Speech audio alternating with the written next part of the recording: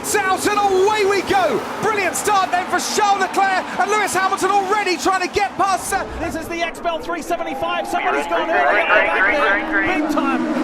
And Felix Rosenquist leads the field to green. It was one of the Maya Shankars that went a little early. It was Elio Castro Neves. I think that might have been Alexander Rossi looking for a big jump. Meanwhile, everybody's going to try to fight to get to the low line. Look at him down the back straightaway.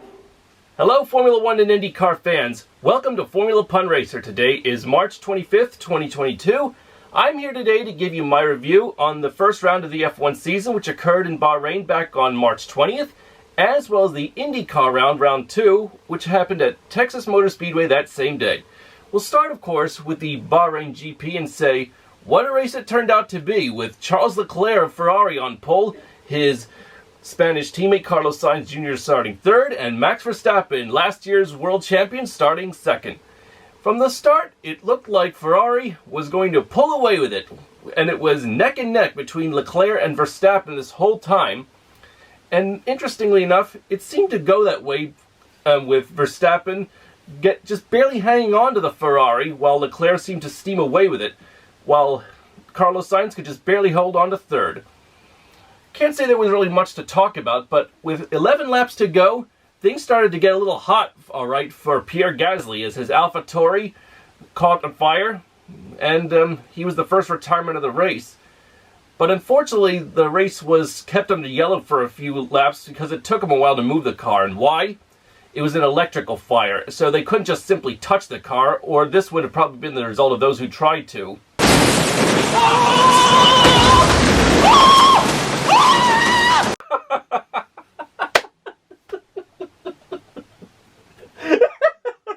Well, I wouldn't say it's that shocking, but I would think it's very hazardous to touch an electric live car like that. They eventually got it off the track and got the race under green. Oh, and speaking of electricity, for those of you who are wondering, when is the next Formula E round? The doubleheader in Rome, Italy is April 9th and 10th. And for those of you who are fans of the British cat known as Jaguar, I'm willing to bet this is how the team gets themselves prepped up before each race. Well, that's one cat to another, I suppose.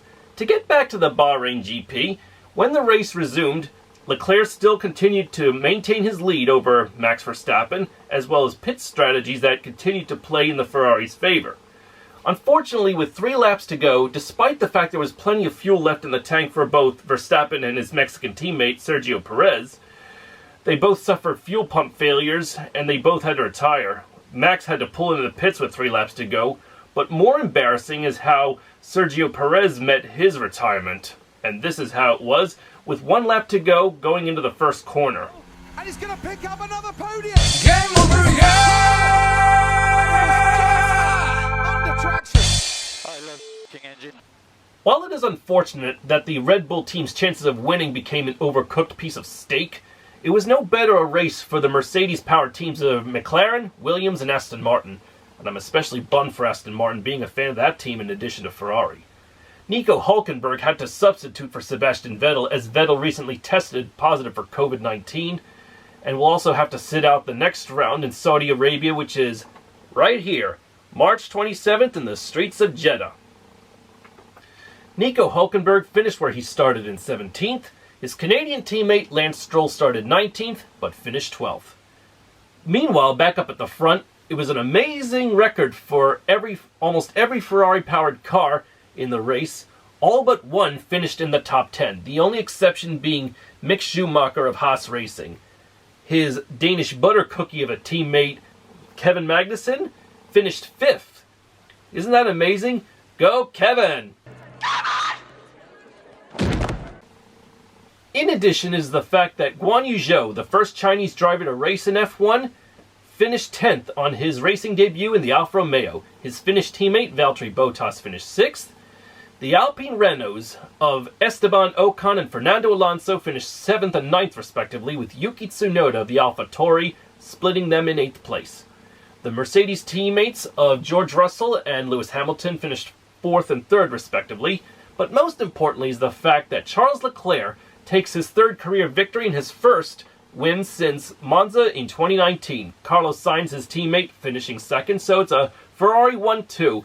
which means no doubt that while Leclerc has the Drivers' Championship lead, Ferrari takes maximum possible points in the Constructors' title at this point. With the racing practicing already begun in Saudi Arabia at this point, Ferrari is indeed showing the potential that they can come back to win again. So congrats, I say, to the two Chucks for making over $1 million for the Ferrari team, and I wish you luck in Saudi Arabia. Let's see if the horse can prance ahead. Yeah, yeah, yeah, yeah. And can the Mercedes teams of, well, Mercedes, Williams, McLaren, and Aston Martin come back stronger, as well as Red Bull? Let's find out. So let's see how the racing in the Jeddah circuit turns out. It's going to be hot, windy, sandy, and you name it. But this is where the racing action really hots up. Go get 'em, Ferrari! At almost exactly the same time as the Bahrain GP was happening, the second round of the Indycar season started at the Texas Motor Speedway. I hope you got some Texas toast ready for my review on that one. From the beginning, Felix Rosenqvist of Sweden driving for McLaren Schmidt-Peterson started on pole, with Team Penske driver Scott McLaughlin of New Zealand starting second. And from the beginning, those two would go neck and neck with each other, but it was not a good day for Andretti Autosport driver Alexander Rossi, who 12 laps later would be out with some engine troubles. By lap 99, Canadian rookie Devlin DeFrancesco of Andretti Autosport slightly tapped with Takuma Sato coming out of turn 2. With Takuma Sato on the right side in his Dale Coyne entry car, he unfortunately lost grip and ended up slightly tapping into the outside wall, with his right front and rear suspension damaged. Game over, and no doubt about it, the two-time Indy 500 winner was really upset with Devlin after that for being forced to kiss his chances of winning sayonara. Oh. With Takuma Sato's tap with the wall bringing out the yellow, the Aaron McLaren Schmidt-Peterson boys of Patricio Ward and Felix Rosenqvist went into the pits for a yellow caution.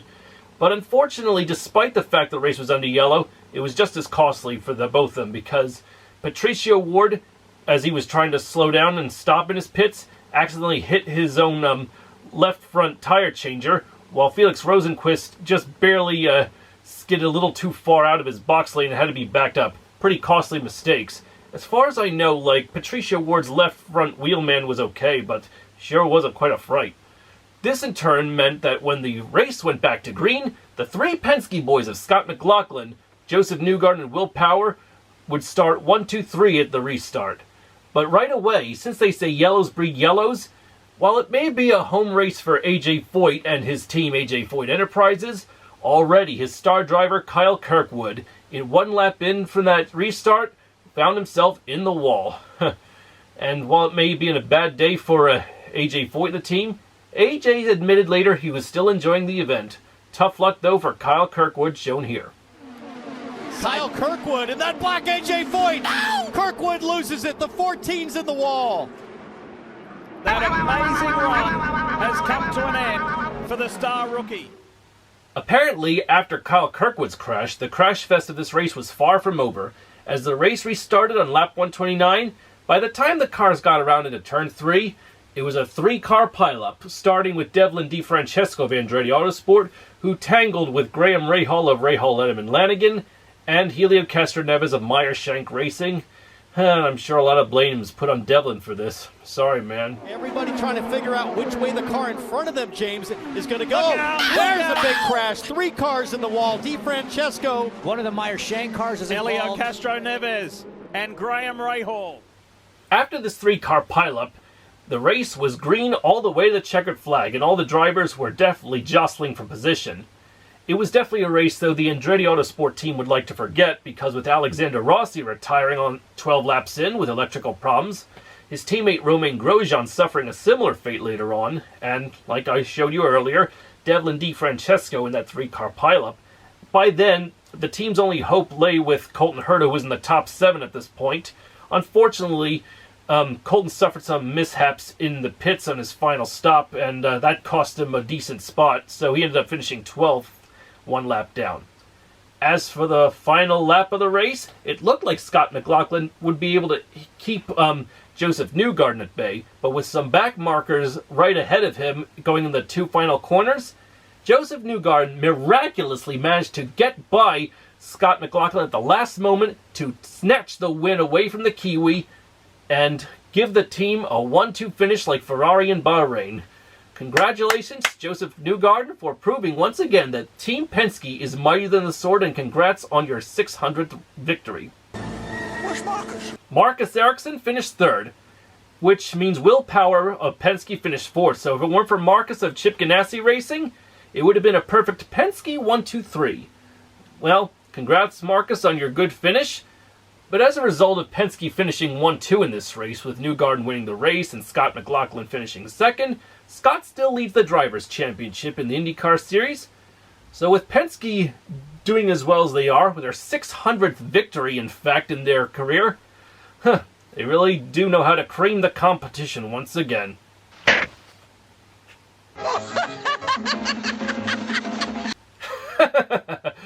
While Ferrari finished 1-2 in Bahrain and Team Penske finishing 1-2 that same day in Texas, another interesting highlight about the Texas race is the fact that 7-time NASCAR champion Jimmie Johnson, driving for Chip Ganassi, finished his best IndyCar race finish so far of 6th place in the race. Quite impressive, isn't it? And it's no doubt thanks to his previous experience driving on that same track in NASCAR. Only these cars are a little faster than NASCAR, no doubt, but keeping a strong, consistent run gave him a well-deserved 6th place finish. His teammates, Scott Dixon of New Zealand finished ahead of him in 5th. Last year's champion, Alex Palou of Spain, finished right behind him in 7th, while their 4th and final teammate, Marcus Ericsson, as I said earlier, finished 3rd. So, not a bad performance by the Chip Ganassi Racing team, finishing in the top 7, and the Team Penske boys finishing in the top 4, basically. Well, anyway, let's see what happens the next round for the Indy cars, which is April 10th at the Long Beach Grand Prix. Home state for people like Jimmie Johnson and Colton Herta as well. Can they both do even better on this glamorous street they call the Monaco Grand Prix of the United States, or the Indy 500 of street racing? Let's find out. And let's wish luck to all the drivers in Formula One for the upcoming round in Saudi Arabia. And let's see if these aerodynamic hassles they call porpoising that have made the cars bounce up and down like crazy at high speeds get sorted out soon enough, because it's uncomfortable for the drivers. I'll explain a little more about that in a later video. Thanks for watching, everyone. If you like my videos, please like, share, and subscribe to my channel. And please comment as well. I love hearing all your comments. And let's see what happens in Long Beach and Saudi Arabia, as well as the Formula E rounds in Rome on April 9th and 10th. See you in the next video, everyone. I'm Aaron Cylinder, firing on all cylinders.